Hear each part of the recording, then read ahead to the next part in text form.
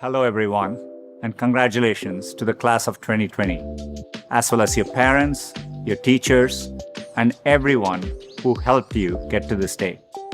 I never imagined I'd be giving a commencement speech with no live audience from my backyard, but it's giving me a much deeper understanding for what our YouTube creators go through. And I certainly never thought I'd be sharing a virtual stage with a former president, a first lady, a Lady Gaga, and a Queen Bee, not to mention BTS. I don't think this is the graduation ceremony any of you imagine. At a time when you should be celebrating all the knowledge you've gained, you may be grieving what you've lost. The moves you planned, the jobs you earned, and the experiences you were looking forward to. In bleak moments like these, it can be difficult to find hope. So let me skip right to the end and tell you what happens. You will prevail. That's not really the end of the speech, so don't get too excited. The reason I know you'll prevail is because so many others have done it before you. 100 years ago, the class of 1920 graduated into the end of a deadly pandemic.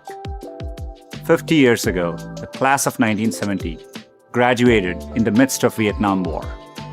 And nearly 20 years ago, the class of 2001 graduated just months before 9/11. There are notable examples like this. They had to overcome new challenges, and in all cases, they prevailed. The long arc of history tells us we have every reason to be hopeful. So, be hopeful. There is an interesting trend I've noticed. It's very conventional for every generation to underestimate the potential of the following one. It's because they don't realize that the progress of one generation becomes the foundational premise for the next. And it takes a new set of people to come along and realize all the possibilities. I grew up without much access to technology. We didn't get our first telephone till I was 10. I didn't have regular access to a computer until I came to America for graduate school. Under television, when we finally got one, only had one channel. So imagine how awestruck I am today to be speaking to you on a platform that has millions of channels. By contrast, you grew up with computers of all shapes and sizes. The ability to ask a computer anything, anywhere, the very thing I've spent my last decade working on, is not amazing to you. That's okay. It doesn't make me feel bad. It makes me hopeful. There are probably things about technology that frustrate you and make you impatient. Don't lose that impatience. It'll create the next technology revolution and enable you to build things my generation could never dream of. You may be just as frustrated by my generation's approach to climate change or education. Be impatient. It'll create the progress the world needs. You will make the world better in your own way, even if you don't know exactly how. The important thing is to be open-minded so that you can find what you love. For me, it was technology. The more access my family had to technology, the better our lives got. So when I graduated, I knew I wanted to do something to bring technology to as many others as possible. At the time, I thought I could achieve this by building better semiconductors. I mean, what could be more exciting than that? My father spent the equivalent of a year's salary on my plane ticket to the US so I could attend Stanford. It was my first time ever on a plane. But when I eventually landed in California, things weren't as I had imagined. America was expensive. A phone call back home was more than $2 a minute, and a backpack cost the same as my dad's monthly salary in India.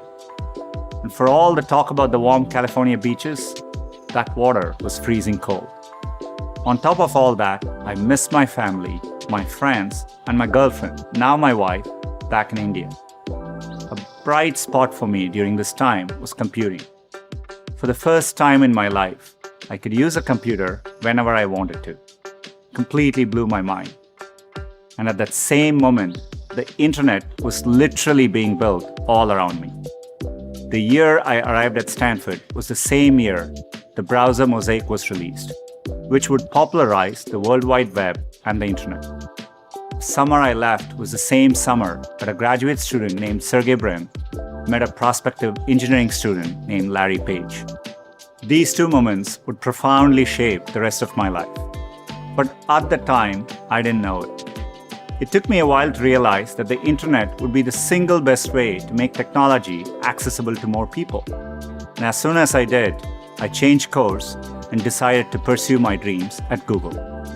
Inspired by the wonder that first browser created in me, I led the effort to launch one called Chrome in 2009 and drove the effort to help Google develop affordable laptops and phones so that a student growing up in any neighborhood or village in any part of the world could have the same access to information as all of you. Had I stayed the course in graduate school, I'd probably have a PhD today, which would have made my parents really proud. But I might have missed the opportunity to bring the benefits of technology to so many others. And I certainly wouldn't be standing here speaking to you as Google's CEO. Believe me when I say I saw none of this coming when I first touched down in the state of California 27 years ago. The only thing that got me from there to here, other than luck, was a deep passion for technology and an open mind. So take the time to find the thing that excites you more than anything else in the world. Not the thing your parents want you to do, or the thing that all your friends are doing, or that society expects of you. I know you're getting a lot of advice today, so let me leave you with mine. Be open, be impatient, be hopeful. If you can do that, history will remember the class of 2020, not for what you lost, but for what you changed. You have the chance to change everything. I'm optimistic you will. Thank you.